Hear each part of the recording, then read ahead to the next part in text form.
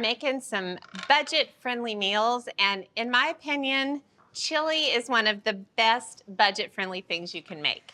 So I'm going to make spicy chili verde, and it is going to be scrumptious because instead of pork, I am using sausage, which is pork, but I hope I'm making sense. So I'm cranking up the heat. I've already got some butter and oil in the pan, so I'm adding onion, garlic, and then look at this. Did I say verde or what? This is diced poblano chilies and a bunch.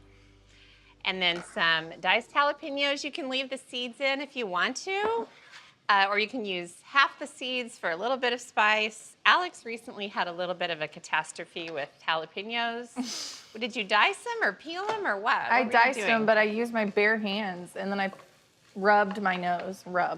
That's a rookie move right there. It was tragic. Okie doke. So the onions and peppers and garlic are cooking away. So I'm going to grab the sausage. I'm using Italian sausage for the spicy chili verde. Now, that's a little bit of a controversial move, but basically I'm using sausage for the fat content because ground pork isn't really fatty enough. So Italian sausage does have flavor to it, but there are going to be so many other delicious kind of Tex-Mex flavors, Mexican flavors, that it's going to totally cover up the Italian flavors. I hope that made sense. So I'm going to cook this. It's going to take just a few minutes to get it totally brown.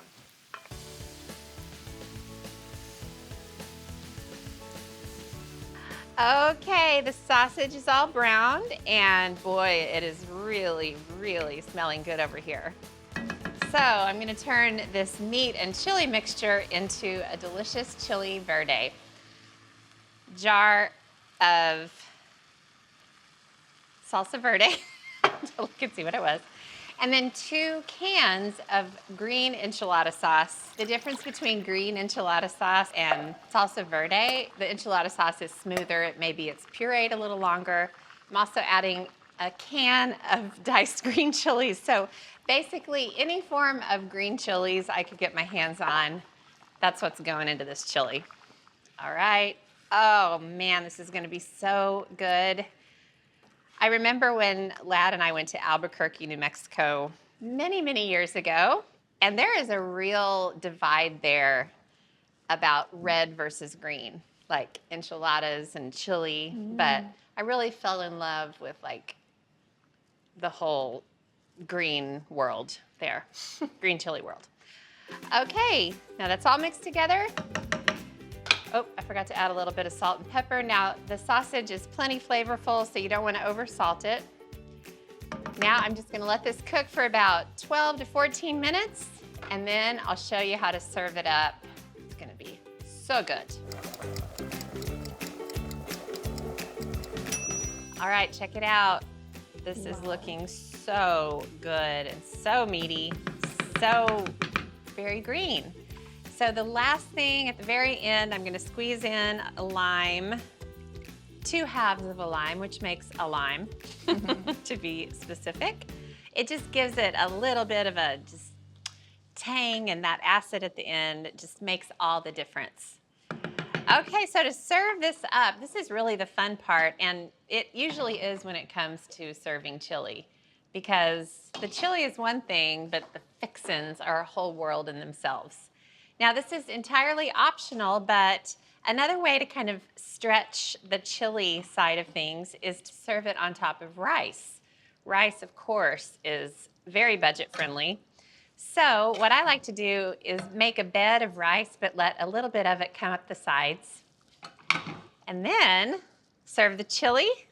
So get a lot of the meat, and then I like to get some extra juice in there. Doesn't this look good? And then to serve it, you can really add anything you like to the top. So sour cream is one of my favorite chili fixins. And then radishes. Who knew? I think they're so pretty, but they're also kind of peppery and cold and crunchy. Some queso fresco, just a nice little sprinkle. You can do like grated processed cheese for all I care. You can do any kind of cheese you want. All of us have that big old block of like cheddar jack or Colby jack. You can just grate it and use it instead. And I was gonna serve like red salsa with it, but it's Chili Verde, so I wanted to keep it green and holy. And then just put a little lime wedge on the side. But how good is this? And if you serve it with rice, this pot of chili could serve approximately 250 people. That's a bold statement. Not really, but it could serve a crowd. Unless Stu's on the scene, and then there's no telling. Make this soon. It is good.